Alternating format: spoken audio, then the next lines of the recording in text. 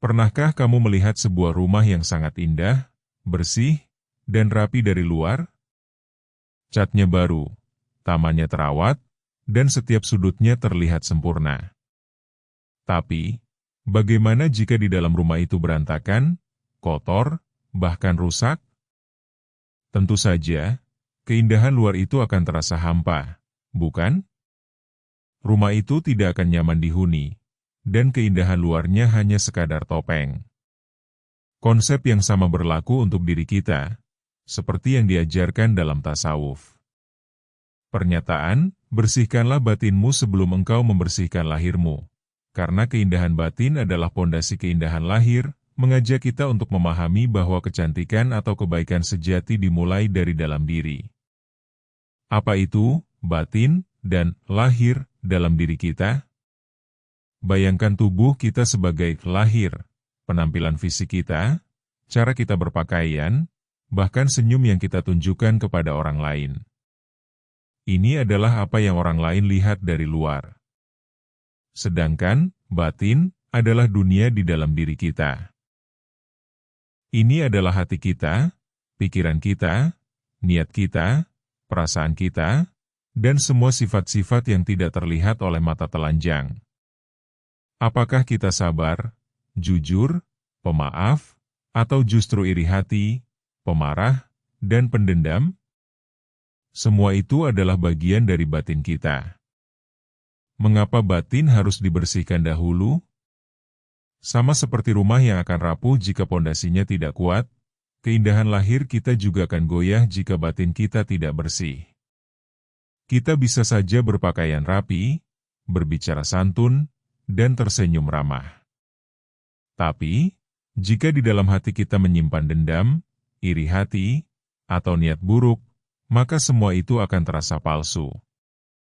Misalnya, seseorang yang selalu ingin membantu orang lain, lahir yang baik, tetapi niat sebenarnya adalah agar dipuji, batin yang kotor.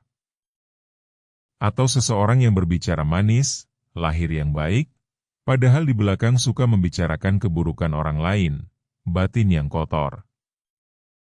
Apakah ini kebaikan sejati? Tentu saja tidak.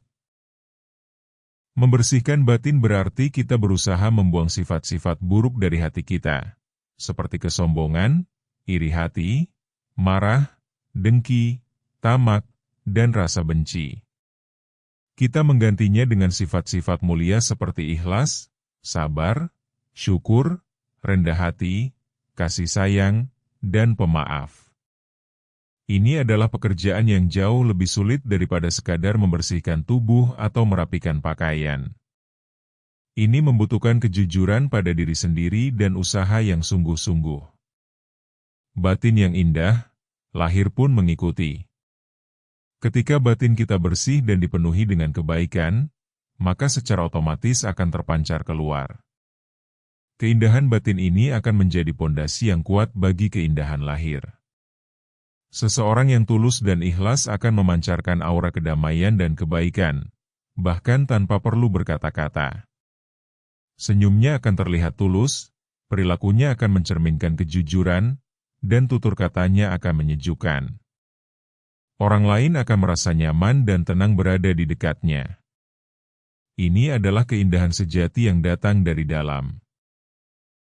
Jadi, ketika kita berusaha membersihkan batin dengan introspeksi, memaafkan, bersyukur, dan menanamkan niat baik, maka kebaikan itu akan mengalir ke perilaku, ucapan, dan bahkan penampilan kita.